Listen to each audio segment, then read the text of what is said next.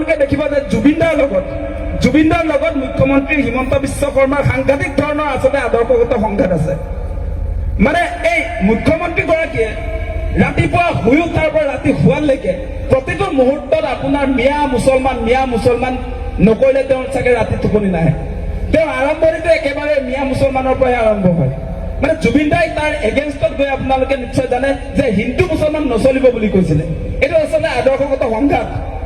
BJP RSSৰ যি হিন্দুত্ববাদী ৰাজনীতি তাত জুবিনদা নাছিলে। জুবিনদাৰ আপোনালোকে দেখিব যে জুবিনদাৰ কেতবোৰ ষ্টেটমেণ্টে বিজেপিক হলঠেকত পেলাইছিলে।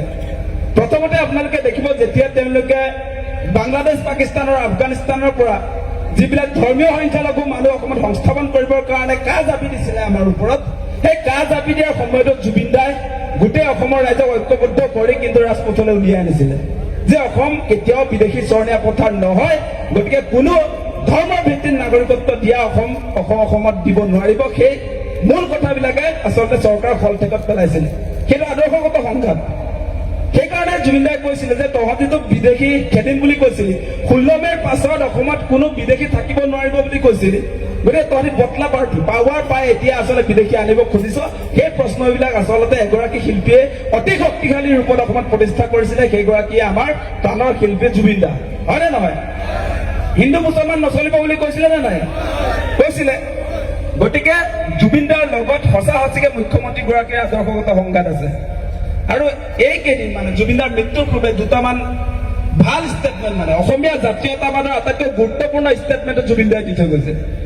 জুবিনদাই কৈছে কেন্দ্ৰীয় চৰকাৰ আৰু অসম চৰকাৰ, ভাৰত চৰকাৰক কৈছে যে who the hell U R, তহঁতি কোন আমাক স্বীকৃতি দিবলৈ?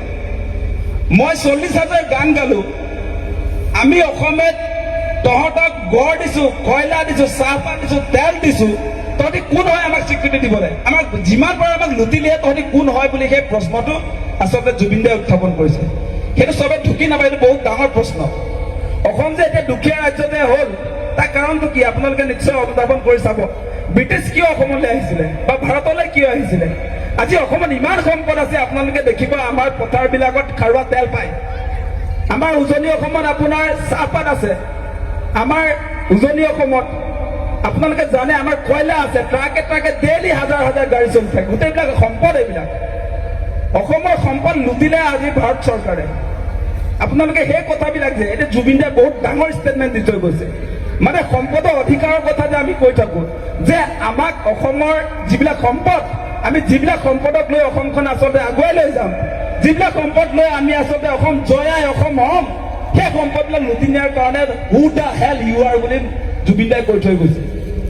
মানে সঁচা কথাটো ক'বলৈ গ'লে আপোনালোকে চাব, ডিজেল পেট্ৰলটো যদি আমাৰ হাতত থকা হ'লে, আজি আপোনাৰ চাহপাতৰ ৰয়েলটিটো যদি অকল আমাৰ হাতত থকা হ'লে, আজি কয়লাৰ ৰয়েলটিটো যদি অকল আমাৰ হাতত থকা হ'লে, আজি চূণশিল, আজি চিমেণ্টৰ যদি ৰয়েলটিটো আমাৰ হাতত থকা হ'লে আমি দিল্লী মুম্বাইতকৈ ওপৰত থাকিলোহেঁতেন নে নাই? সেই কথাটো কিন্তু জুবিনদাই কৈ থৈ গৈছে। বেলেগ শিল্পীয়ে কৈছে নে মই নাজানো, দেখাও নাই। এইটো বহুত ডাঙৰ ষ্টেটমেণ্ট। গতিকে আমি কৃষক মুক্তি সংগ্ৰাম সমিতিক আজিৰ দিনটোলৈকে জুবিনদাই এটাও আচলতে বেয়াকে এবাৰো কোৱা নাই। আমাৰ যিটো আদৰ্শগত মিলটো যে আছে, সেইকাৰণে আমাৰ লগত তেওঁৰ ক্লেছ নাই। বিভিন্ন সময়ত সংঘাত থাকিলেও কিন্তু কোনোদিনে আমাৰ সংগঠনৰ বিৰুদ্ধে এটা মন্তব্য আজিৰ দিনটোত মানে জুবিনদা জীয়াই থকা অৱস্থাটোত নিদিলে।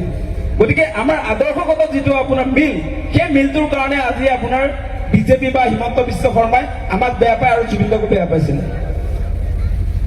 আপোনালোকে মনত ৰাখিব সেই কথাটো।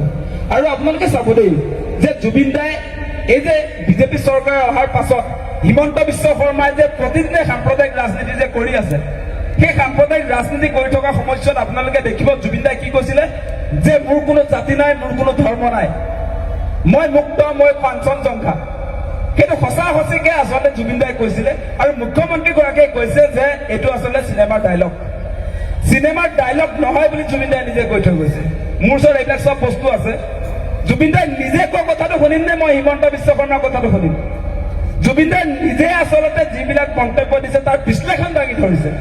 জুবিনদাই যিবিলাক কথা কৈছে ৰাইজক, সেই কথাবিলাক আচলতে কি সেইবিলাক ধুনীয়াকে বিশ্লেষণ দাঙি ধৰিছে।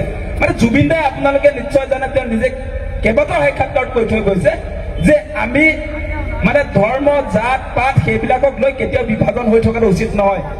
সেইকাৰণে তেওঁ সাম্প্ৰদায়িকতাৰ বিৰোধিতা কৰিছিলে আৰু সেইকাৰণে তেওঁ ব্ৰাহ্মণ সম্প্ৰদায়ৰ সন্তান হোৱাৰ পাছতো আচলতে লগুণ ছিঙি দিছিলে। সেই লগুণ ছিঙি দিছিলে আপোনাৰ তেওঁ হায়াৰ ছেকেণ্ডেৰী ফাৰ্ষ্ট ইয়েৰত পঢ়ি থকা সময়ছোৱাতে। গতিকে সঁচা সঁচিকে তেওঁ মানুহে আছিলে, মানৱ ধৰ্মী আছিলে। তেওঁ মানুহক সহায় কৰি ভাল পায় এগৰাকী মানুহ। সেইকাৰণে দেখিব মানে সঁচা সঁচিকে জুবিনদাৰ ক্ষেত্ৰত যদি আপোনালোকে চাই তেওঁ সাধাৰণ মানুহ নাছিলেই। গতিকে সেইকাৰণে আপোনালোকে দেখিছে মৃত্যুৰ পাছতো জুবিনদাৰ যি আচলতে জীৱন্ত কালত বিচাৰিছিলে সেই তেওঁ মৃত্যুৰ পাছত আপোনালোকে দেখিব প্ৰায় 10-15 লাখ মানুহ হিন্দু, খ্ৰীষ্টান, জৈন, পাৰ্চী, বৌদ্ধ, মুছলমান সকলো একগোট হৈছিলে নে নাই? একগোট হৈ এনেকুৱা নজিৰটোতো অসমত নাই। জুবিনদাই সেইটোৱে বিচাৰিছিলে যে সকলো মানুহ একগোট হৈ থাকিব লাগে, ইয়াত কোনো ধৰণৰ বিভাজন থাকিব নালাগে, আমি হিন্দু মুছলমান সকলো ভাই ভাই, সেই কথাবিলাক আছিলে। এতিয়া এনে মিছামিছিকে আপোনাৰ ধৰ্মক লৈ, জাত পাতক লৈ যি ধৰণৰ বিভাজন আনিছে সেইটো কোনো কাৰণে আচলতে গ্ৰহণীয় নহয় আৰু জুবিনদাই তাৰ সদায় প্ৰতিবাদ কৰিছিলে।